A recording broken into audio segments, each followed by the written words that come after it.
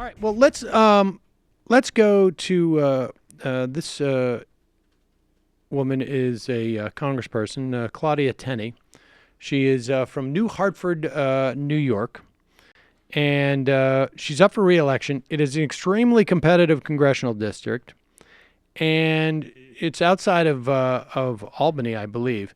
She told a radio host in Albany, well, she's talking to Fred Dicker on WGDJ. Listen to what she had to say in the wake of the Parkland shooting. So you don't hear about mandatory prison sentences for people involved in gun crimes, say in Albany, New York, or downtown Utica. Yeah, well, the guy, obviously there's a lot of politics in it. It's interesting that so many of these people that commit the mass murders end up being Democrats, but we don't want to. The media doesn't talk about that either.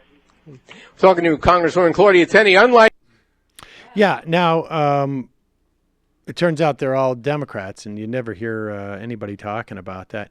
Well, she was subsequently questioned about what she said on this radio show because it's a little bit, I don't know, it's a little bit controversial to make that claim. And here is how she reacted. Not well is a hint. You don't want to hear a truthful answer. You don't want to know that this problem occurs across all sectors with all kinds of people. It isn't just Republicans who commit all these terrible crimes. Yes, it is. It is across all sectors, and it is people who are typically mentally unstable that are committing a lot of the crimes that we're seeing. And the abhorrent behavior of the media in promoting and the rhetoric coming from the Democrats who started this, who exploit the terrible tragedies that are occurring in our community. Pause it. Now, you should know that this is the end of like about 3 or 4 minutes where she refuses to actually address what she said on this radio show was that most of these acts were committed by Democrats. Again, this is the classic conservative like aggrievement syndrome, whereas like I had to say that, although I'm not going to admit that I said that. I had to say it because everyone's claiming that it's only Republicans, even though they don't say that. I do. That offensive thing I did, I was actually playing defense. Exactly. Communities, they exploit these things the minute they come out. They attack legal gun owners. They attack legal citizens.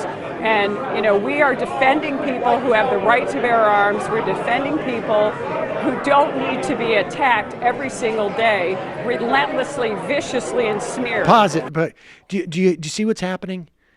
Does anybody feel bad for the relentless, vicious attacks every day that members of the NRA are subjected to? I mean, rhetorically, of course. I mean, it's not like literally they're being shot up like those 17 people, mostly kids in Parkland, but vicious, relentless attack. It's amazing when I watched this last night, I was like, it's just, I don't know how to articulate this, obviously, but like, I very rarely does someone give you your analysis like 100%. You know what I mean? Like your assessment of conservative aggrievement, I buy, and it's true, and you find it in a lot of clips. But this just is it. It almost doesn't need any supplemental analysis. It's almost like it's just like she just was like, "Hey, there's this guy Sam Seder who constantly makes this point about conservative aggrievement and projection, and I'm just gonna do that now."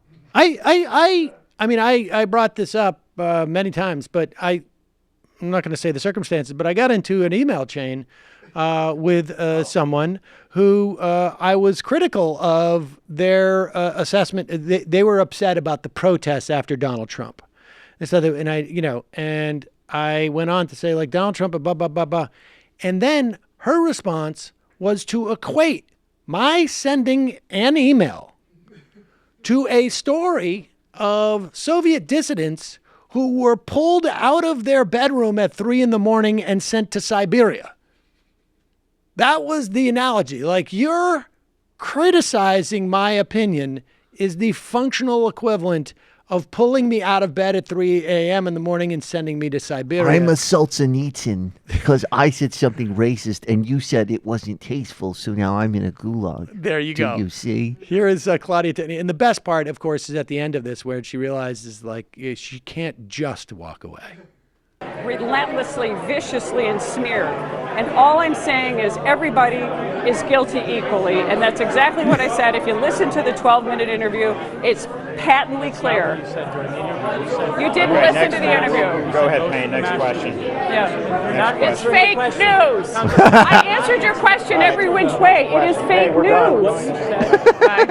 Oh, she walks away. Oh, she realizes she's got a lavalier mic on. I got it. Darn it. Don't go any further. Yeah. I'm not talking anymore. Oh my God, she and her aide both look like people who would commit mass shootings, according to me. She is so convinced. But yet we heard the tape, we heard what she says. Then she's convinced it's fake news and just so offended because all she is now saying is that everybody's guilty. I feel like Sam made that happen somehow. Yeah, it Have really. you ever seen Sam and Claudia Tenney at the same time at the same place? Just saying. Can we watch her exit just one more time? Yes, let's watch this. you said Here we go. I'm out of here. Oops. Yeah. It's fake news. I answered your question every which way. It is fake news. Bye. Done. It's ridiculous. Don't go any further. Yeah. I'm done. I'm not talking anymore. This reminds me of, do you remember when David Vitter crashed into a parking sign when he was trying to get away from the press? I'm going to IM this to you, Matt. At least we could play part of it. I think this is in the same realm. Now, if this woman was a Democrat, how much do you think would have been made of her losing her cool and being hysterical? Right? I mean, that would have been the thing, like the yelling, the fake news. She's hysterical. All right, here's David Vitter trying to get away. Left, and as he was leaving the Gonzales City Hall, watch what happened.